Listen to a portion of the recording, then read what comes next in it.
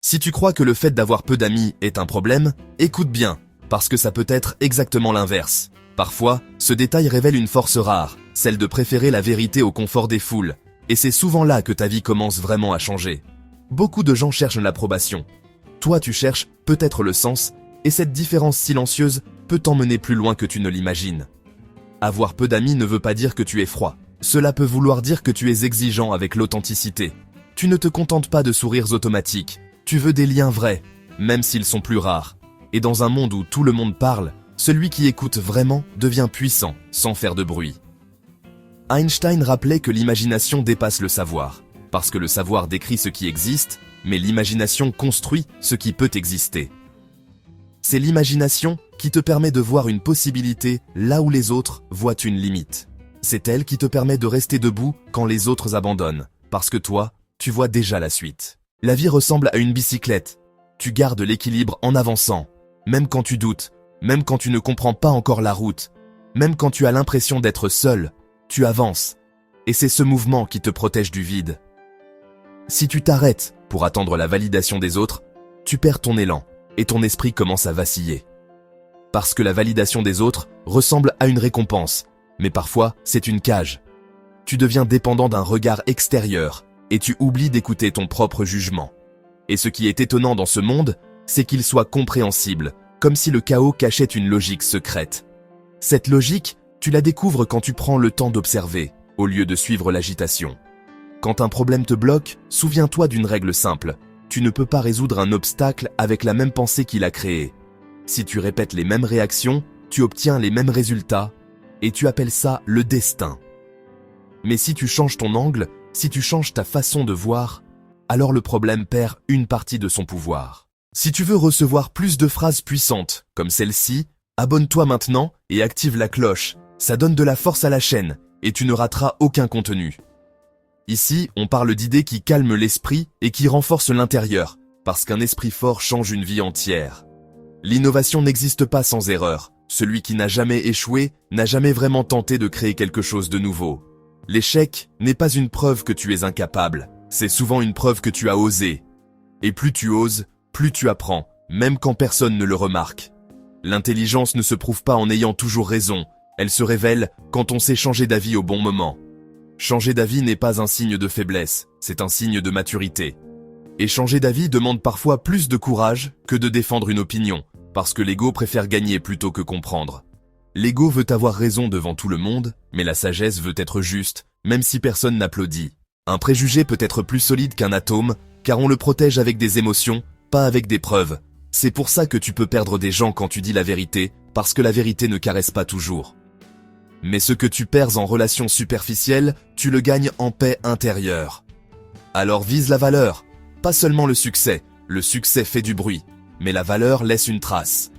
Le succès peut attirer la foule, mais la valeur attire le respect, même en silence.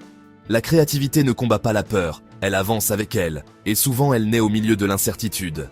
Tu n'as pas besoin d'être prêt pour commencer, tu as juste besoin d'être sincère dans l'effort. Une simple attitude peut devenir un destin, car une mauvaise posture intérieure finit par affaiblir le caractère. Si tu passes tes journées à te rabaisser, ton esprit finit par accepter cette version de toi comme une vérité. Mais si tu commences à te parler avec respect, ton caractère devient plus solide, jour après jour. Le hasard semble gouverner beaucoup de choses, mais pour un esprit qui observe vraiment, rien n'est totalement accidentel. Il y a des signes partout, dans les erreurs, dans les retards, dans les rencontres, dans les silences. Parfois, ce que tu appelles un manque, c'est juste un espace qui te prépare à quelque chose de plus grand. Celui qui suit la foule n'ira jamais plus loin que la foule, car il marche au même rythme que tout le monde. Il répète les mêmes opinions, les mêmes habitudes, les mêmes choix, et il appelle ça une vie normale. Mais celui qui marche seul peut atteindre un endroit où personne n'a encore posé le pied. Parce que la solitude oblige à réfléchir, et réfléchir oblige à grandir. La solitude n'est pas un vide, c'est un atelier silencieux où tu entends enfin tes vraies questions. Qui suis-je quand personne ne me regarde? Qu'est-ce que je veux vraiment? Et pourquoi je fais ce que je fais? Dans cet atelier, tu peux réparer des blessures, calmer ton esprit et retrouver une direction. Et rappelle-toi chaque jour que ta vie dépend du travail d'innombrables personnes, des mains invisibles qui rendent ton quotidien possible. Cette idée rend humble, et elle rend aussi reconnaissant, parce que tu n'es pas seul dans l'univers, même si tu es seul dans ta pièce. Même ton idée la plus brillante repose sur un héritage, des chemins ouverts avant toi, des efforts que tu ne vois pas. Le secret de la créativité, c'est parfois de savoir mélanger ses influences avec humilité, sans chercher à impressionner. Tu prends ce qui t'inspire, tu le transformes, et tu crées quelque chose qui te ressemble. Ton esprit ressemble à un parachute. Il ne sert à rien s'il reste fermé. Il doit s'ouvrir pour te porter. S'ouvrir, ça veut dire accepter de ne pas tout contrôler, et accepter d'apprendre encore. Ce n'est pas toujours une question d'être plus intelligent. C'est souvent une question de rester plus longtemps face aux problèmes. Les gens lâchent parce qu'ils veulent des résultats rapides, mais toi tu peux gagner parce que tu restes. La persévérance n'a pas besoin d'être spectaculaire, elle a juste besoin d'être fidèle, jour après jour. Ne fais jamais rien contre ta conscience, même si une autorité te le demande, parce qu'une réussite sans conscience devient une fuite. Tu peux obtenir beaucoup de choses, mais si tu te perds toi-même, tu as tout perdu. La joie de contempler et de comprendre est un cadeau rare. C'est un moment où le monde devient plus simple.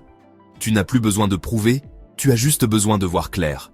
Le monde est dangereux, pas seulement à cause de ceux qui font le mal, mais à cause de ceux qui regardent et laissent faire. Alors, même si tu es discret, garde ton courage, parce que le courage silencieux change aussi le monde. La liberté n'est pas de faire n'importe quoi. La liberté, c'est la discipline que tu choisis toi-même. C'est te lever quand tu n'as pas envie. C'est refuser ce qui t'abîme. C'est construire ce qui te rend fier. Tu peux vivre de deux façons, comme si rien n'était un miracle, ou comme si tout en était un. Et quand tu choisis la deuxième voie, même un matin ordinaire devient plus lumineux. Si tu veux une vie heureuse, attache-la à un but, pas à des personnes, pas à des objets, pas à une validation. Car ce qui dépend des autres peut disparaître, mais ton but peut rester même dans la tempête. Nous ne manquons pas tant de temps, nous en perdons beaucoup à vivre la vie des autres, à comparer, à courir après leur regard. Revenir à soi, c'est récupérer son énergie et reprendre le volant de sa propre histoire. La solitude fait mal quand on est jeune, parce qu'on croit qu'elle signifie rejet, alors qu'elle signifie souvent croissance. Avec le temps, elle devient délicieuse, parce qu'elle devient paix, clarté et force intérieure. Alors si tu as peu d'amis, ne vois pas ça comme une faiblesse, vois-y peut-être un signe que tu avances différemment. Tu n'es pas en retard, tu es peut-être en train de construire une vie plus vraie. Dis-moi en commentaire quelle idée t'a le plus marqué aujourd'hui, et garde-la en tête, car une seule phrase peut changer une journée entière.